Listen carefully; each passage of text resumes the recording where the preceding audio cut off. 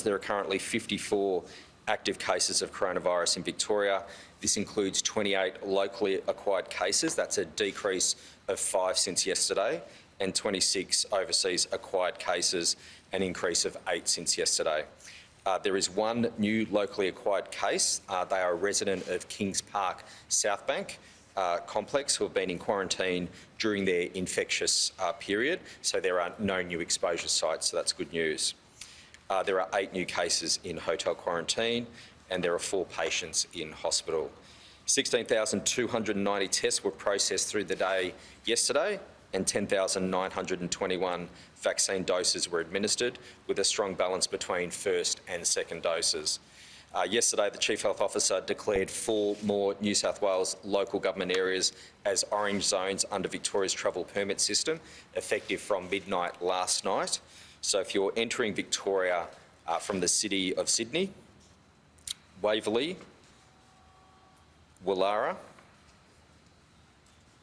Bayside, Canada Bay, Inner West or Randwick, you have to obtain an orange zone permit, and on arrival you need to isolate, get tested and stay isolated until you receive your negative result.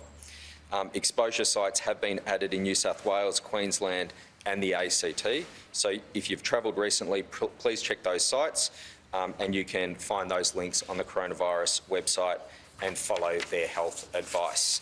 Happy to answer questions. What's the message? Well, my message and what I hope to see out of National Cabinet is a sense of urgency, an acknowledgement from the Commonwealth that this is indeed a race. That's what I want to see out of National Cabinet. I want to see confirmation of supply. We want to see an increase in supply. But above all, we want to see a sense of urgency. This is a race that nationally we are falling behind in. You know, Joanne? Where are we with numbers? Where do we stand? How many do we need? And where are we appointment-wise? When do we run out? What's the cut-off date? So there's a couple of things. In terms of where we are right now, we are well behind where we need to be. You know, our total, in terms of our population and how many are fully vaccinated, it's around 3%. You look at other jurisdictions around the world, they're at 45, 50, 60% fully vaccinated and a much higher number with their first doses. So when you compare how Australia is going with the rest of the world, we are falling so far behind, it's not funny. Now, what we've seen out of this very high-level plan are fewer doses for Victorians for weeks in July and August before a mad rush at the end of the year. Now, I welcome General Fruin's appointment, and God knows we need someone to sort out the mess in Canberra. So I welcome his appointment, but what we need to see out of National Cabinet today and for the rest of the year is a sense of urgency, an acknowledgement that this is a race and that we need more supply, not fewer doses coming to Victoria in July and August, but more supply so we can meet the demand that is out there. People want to get vaccinated. We need people to get vaccinated. The higher the proportion of your population that is vaccinated, the better options there are for public health advice in terms of how we get through this pandemic. What percentage of the population needs to be vaccinated before lockdowns are no longer happening? So, Andrew, as Professor Sutton and Professor Cheng and other experts around the world, there's no magic number, but when you've got 50 to 60% of your population fully vaccinated, as you head towards 70, 80% of your population fully vaccinated, that's how you get through this pandemic. And that's the one job of the Commonwealth government, supply of the vaccines. And, you know, they've had well over a year to sort this out. You know, you go back to July last year, where there was an offer of more Pfizer vaccines to the Commonwealth, enough to deliver all that we need in this country.